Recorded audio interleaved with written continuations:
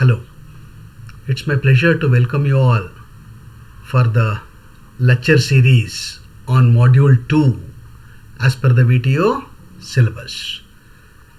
This particular Module 2 is based on four subtopics, that is organizing, staffing, directing and controlling. So let us discuss each one of them. Let us take up the organizing first. Introduction to the organization. What is meant by the organization, why it is required, and how exactly the organization works. What are all the different characteristics of an organization, we will discuss in this particular section.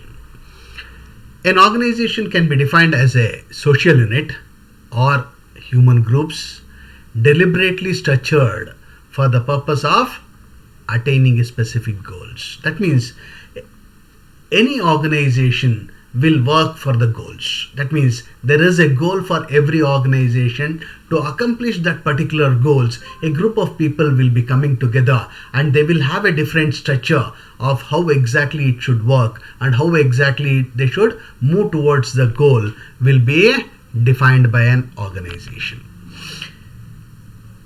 It is a rational collaboration or the coordination of activities. That means the coordination or the collaboration of activities. Lot of activities are involved in an organization. Hence, the people should come together to achieve the common goal through the division of labor and division of function. That means dividing the labor and dividing the function to a small group and giving the authority and responsibility for them to successfully complete those tasks in turn, which achieves the organizational goal. It involves a significant amount of conscious planning, coordination and deliberation structuring.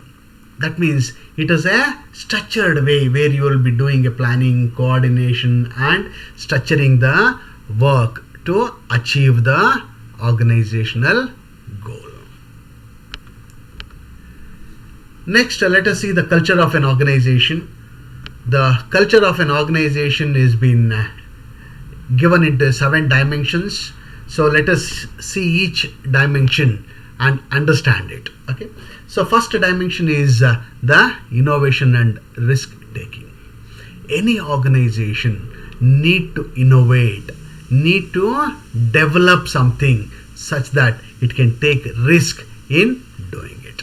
This gives the degree of the engagement, that is the encouragement to the employees. That is engaging the employees to encourage them to develop the innovative things in the organization is very important.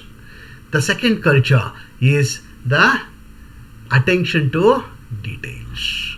You have to give the attention to each and every part of the detail, that is the precision and analysis of each and every work which is being carried out in the organization. It is very important. The third culture is the outcome orientation, because any organization will focus on the end result, will focus on the achievement of the goal. Hence, the achievement of the goal may be with respect to the technique, with respect to the quality, with respect to the quantity, with respect to the amount of money that has been spent on that. So that is what we call it as an outcome orientation, because if the outcome orientation is not there, then the peoples will not direct towards a particular goal. Okay, so hence the outcome orientation is very important. Once the outcome orientation is being fixed, you have to orient the people. That means the group of people who are working within the organization should be motivated to reach the goal in the path which is being defined by the organization. Hence, it is important for the people orientation to be there in the organization. And the team orientation. In the individual orientation of a person is not sufficient. The group of people, that's what I said here, the group of people or the group motivation is very essential, so that you can direct the people towards achieving the goal of an organization. Aggressiveness, it is a competitive and comprehensiveness of the work, which is very important. So these are all the 7 dimensions that you have. Sorry, one more dimension is there. It is a stability. The stability or the maintain the status quo or the growth of the organization, growth of the individual worker or change in the individual worker. All these things will make the organization to be stable. So the 7 dimensions that you have in an organization is the innovation and the risk taking, the attention to details, outcome orientation, people orientation, the team orientation, aggressiveness, and the stability of the organization, which are the 7 culture of any organization. Next, let us discuss about the characteristics of an organization. So every organization is based on the 4 characteristics. That is a common objective. As we already said, there is every organization will work for the goal. Hence, the goal of an organization has to be achieved, has to be planned, so that you can able to achieve the objective or the goal of the organization. Well-defined authority and responsibility. This is once again which is very, very important from the organization point of view, because authority and responsibility should be go together in the organization. If you give a authority and if there is no responsibility, then it becomes a misorientation for the achievement of goal. Or if you have only the responsibility and no authority to do the work, then the people will not listen to you. Then it becomes very difficult to attain the goal. Hence, the clear concept of major duties or the activities required to achieve the purpose should be defined properly. Okay, hence authority, according to me, the authority and responsibility should go together, and it should be varied depending on the level in the organization. Division of work, the classification of activities into jobs. That means divide the work into small pieces, that so that you can individually concentrate on the work and you can individually assign the work to the employees so that they can able to accomplish it. Okay, and coordination, establish of relationship between the job and the people are very, very important. Hence the coordination is a important characteristics of an organization. Next, let us discuss about the purpose of organization. The main important purpose of any organization is to optimum utilization of technical innovations. Either it is a man, material and machinery, optimum utilization. That is where we call it as a productivity. The productivity is how much you give the input and what is the output that you take. The input that you give should be less and less, and the output that you take will be more and more. Either it is with respect to the material, or it is with respect to the human being, with respect to the materials, or with respect to the technology, or with respect to the machinery, whatever the parameters that you take in the organization, all the parameters should be productively, it should be utilized. Okay, the effective administration. Without an administration, it is not possible to run an organization. Hence, one should have an effective organization, effective administration for a good organization. Okay, the effective control, you have to control the man, material and the machineries so that it can able to yield in a good fashion. Growth and diversification is also an important for organization, because industry has to grow year by year and it has to diversify itself such that it can able to cope up to the deviations which is going to come from the market, or tomorrow's deviation can be overcome by diversifying the organization and by growing the organization. And the coordination is very much essential in the organization. Without a coordination, nothing can move, nothing can reach the goal of the organization. Training and development of personnel, it is also a very important topic where the training has to be given for an employee to improve their skills, to improve their quality, to improve their quantity of production, and the development of a personnel is very important so that the good harmony can be kept in the organization.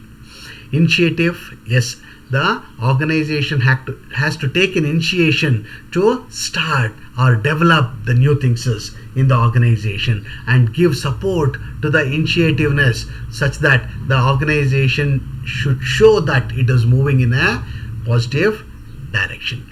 The organization should be dynamic so that any new opportunities which exist in the market can be grabbed and can be taken up and can be seen a success in the organization.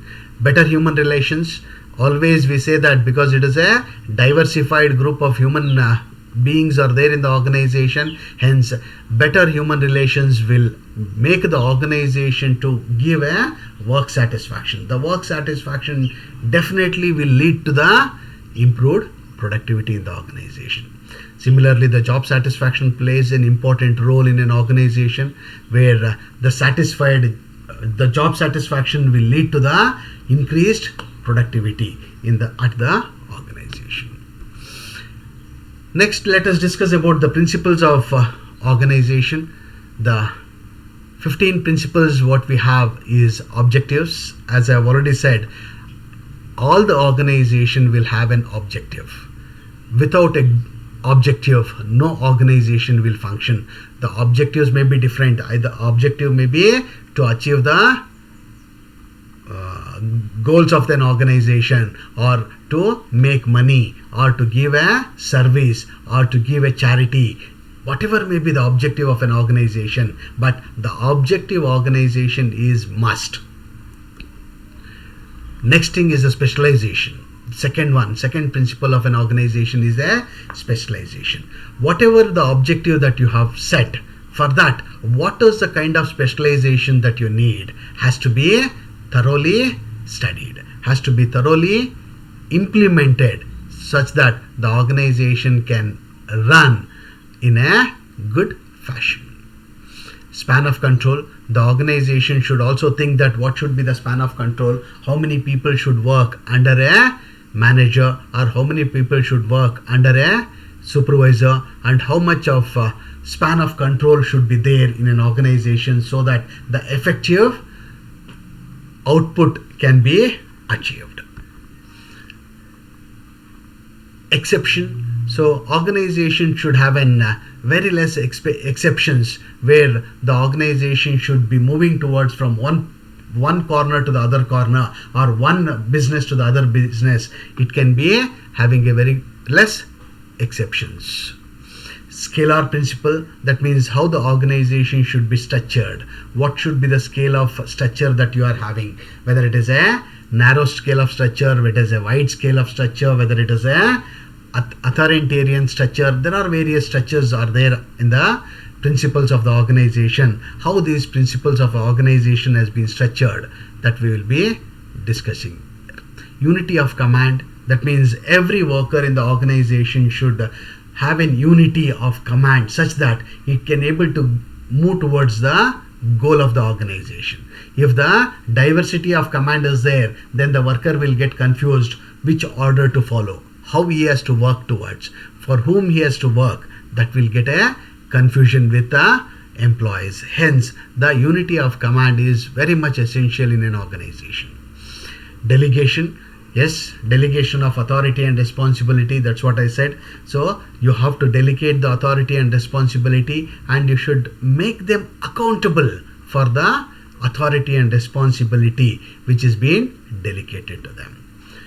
Responsibility, authority, and efficiency.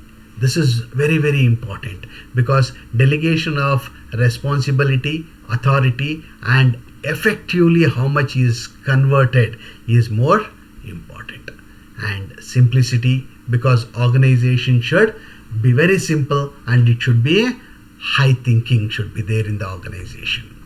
Flexibility, that means organization should be flexible such that it can adapt to the change in the market. It can adapt to the change in the demand of a customer. It should be in a position to change. So hence it should be flexible. Balance, you should balance the finance and the production. You should balance the marketing and the production. You should balance the maintenance and the production. So balancing is very, very important, because if the organization fails in any one of the section, definitely the entire organization will fail. Hence balancing of man, material, machinery and the production, the sales, the service, all these things are very important for all the types of organization. Unity of direction. So unity of command and unity of direction will always go in the same direction. That means you direct everybody to see the goal of the organization, or to achieve the goal of an organization. You should give the directions to every employee. Personal ability, that means you have to, whenever you see the persons, that means whenever you recruit a peoples or whenever you employ a person, you should see his personal abilities and try to utilize to the best of a employee, which is very, very important. So with this we have completed the first subtopic of the module 2, that is under the organization. Thank you.